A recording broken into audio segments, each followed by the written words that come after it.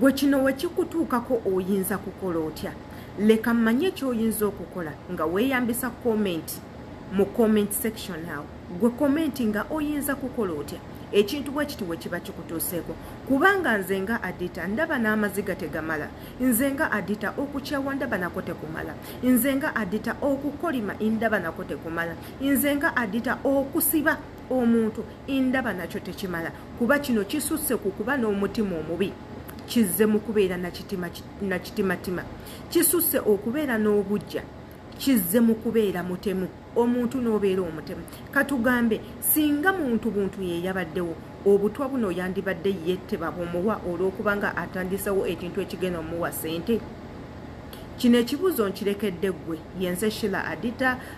Subscribing ku YouTube channel yaffe nga bw'ebeera enkola. Ekigambo subscribe weekiri, notification bell eri waggulu nayo egenda kubanga ekuyambako. Mbaleetedde akatambi kaneeno, njagala mwewulireeko mu katambi kaneeno. Nnyiniko kennyini ng'ayogera current situation gy'alimu, biti ebyo byafeesinze, awulira atya, naawe otuyambeko. Akatambi kaneeno otubeere nga otuwa ku magezi. Ono munnaffe, nkuba kyeyo munnaffe, mwana muwala ngaffe. She's very, very young and hardworking. A person who wants to prosper in life, a person who is trying so hard to put food on her table, a person who is trying so hard to find future of her own. Neraba ekimutuuseeko. Ngenda batwalakawo mu katambi naye nga sinakateeka. Ojjukira nti yenze Sheila Adita mbaagala nnyo yonna gye muli, gye mulabira video zange, gye muwangaalira emirimu gye mukola myonna mbeebaza. Bambi stay focused, mukole ojja kutuuka ku ekyo ky'oyagala. Katugendekoko mu katambi ate era nako tukogereko. Guys, here is my poultry farm and these are my chicken. They were poisoned by my neighbor because of making a lot of noise at night. As you know, chicken, they make that crazy sound. I have lost close to 20 M and I just need you guys to pray for me.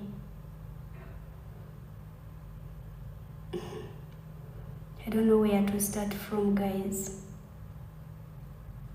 I have lost money.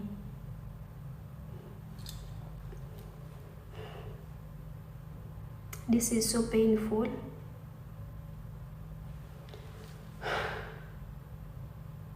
Embeera bwetyo bweyimiridde ku saidi ya muganda waffe Usherkarma, empulira bubi nnyo. Simanyi, even my words cannot express how sorry I am, how sorry I feel for you. I cannot actually show you how much I feel, how I feel about this. Naye muganda wange nkusaba kimu ogume. This is not the end of the world. Ensi etandika butandisi, ensi bwetyo bwebeera. Tulina abantu abatayagaliza, abantu b'emitima emibi, abantu abalogo, abantu abatemu. Tekyetagisa kubaako kyokola muntu ye kukola bulabe.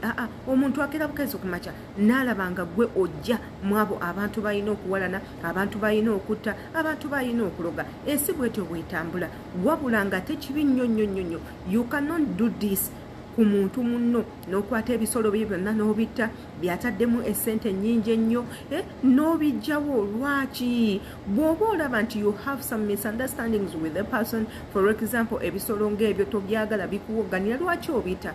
Call that person omugamba nti I don't need ebisolo bino kumbeera kumpi kubanga bimpogganira. Yes, we understand. Mu nsi zino ezaakula ebisolo okuwoggana obuwogganyi government ekiyingiramu era ne bamanya tosobola kubimaintaininga era oba oteteganya eddembe ly'omuntu. Naye tuli mu nsi yaffe Uganda, ensi y'Abafirika, osobola okutula ne munno ne mukaanya kuki ekirina okuddako. And another thing, you people muyige nti omuntu alonza ekisolo ng'ekyo akirundidde wawe, takirundidde mu premises zo. Lwaki okwata ekisolo kya munno n'okitta?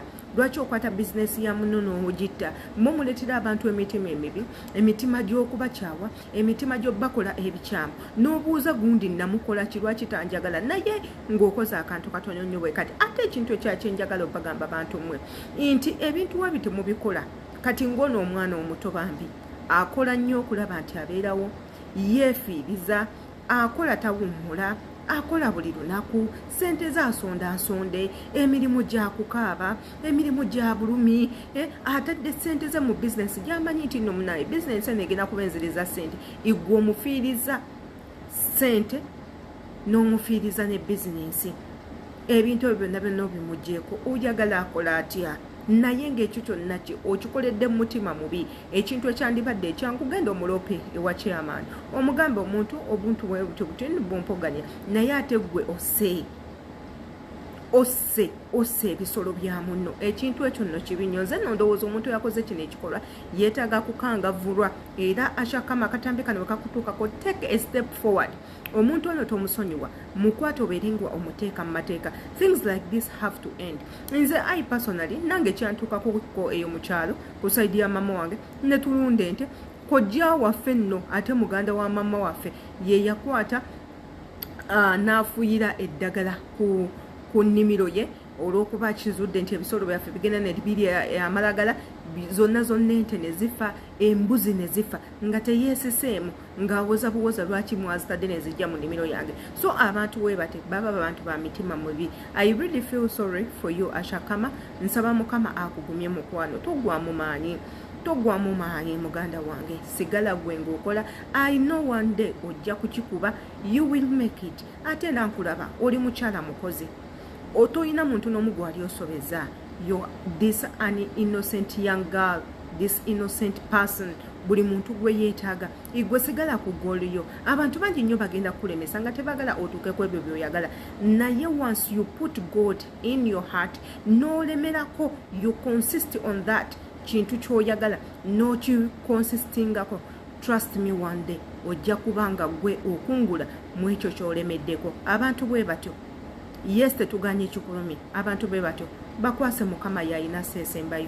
Yenze Shila Adita nsaba oberenga nawe okomentingawo otubulire gweweesanga ng'oli mu mbeera bweti oyinza kukola otya, embeera ya Usherkarma gwe oyinza ggikolako otya. Kiteeke mu comment section, tewerabira linnya lyo n'ekifo gy'owangaalira, twagala tumanye gwe oyinza kukola otya muganda wange. Ate jjukira okusubscribinga kirungi, tokyerabira notification bell togyerabira nayo gikonemu, ate nze abaweereza munnange yenze yo number 1 Shila Adita, embagala nnyo.